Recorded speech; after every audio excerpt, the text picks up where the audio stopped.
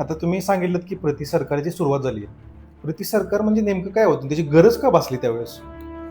असं होतं की ब्रिटिशांच्या मदतीनं किंवा ब्रिटिश इथं सत्ता का निर्माण करू शकली, तर भारतामधील काही विशिष्ट वर्गातील लोक आणि ज्यांचा सर्वसामान्य जनतेशी संबंध नाही असे सावकार असतील, जमीनदार असतील किंवा सरकारी सेवेमध्ये असणारे मोठमोठाले अधिकारी असतील, या सर्व लोक हे इंग्रजांचे हस्तक म्हणून दुर्दैवानं भारतामध्ये काम करत होते.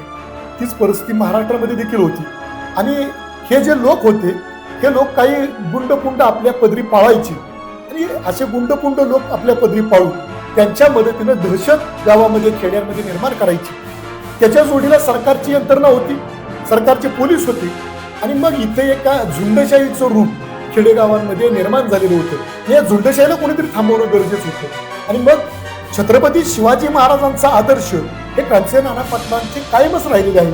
खरं म्हणजे मला तरी असं वाटतं, याचं कारण असं आहे की छत्रपती शिवाजी महाराजांनी गनिमी कावा अवलंबला आणि स्वराची निर्मिती केली. शिवाजी महाराजांचा उद्देश हा तत्कालीन व्यवस्थेच्या विरुद्धामध्ये लढण्यासाठी होता, तसं कांचे नाना पाटलांचा देखील विरोध तत्कालीन व्यवस्थेला होता. त्या काळामध्ये शिवाजी महाराजांनी अनेक शत्रूंची लढाया केल्या, अनेक राजसत्तांशी लढाया केल्या आणि स्वराज्य निर्माण करून लोकांच्या हक्काचं आणि स्वातंत्र्याचं रक्षण करण्याचं काम छत्रपती शिवाजी महाराजांनी केलं.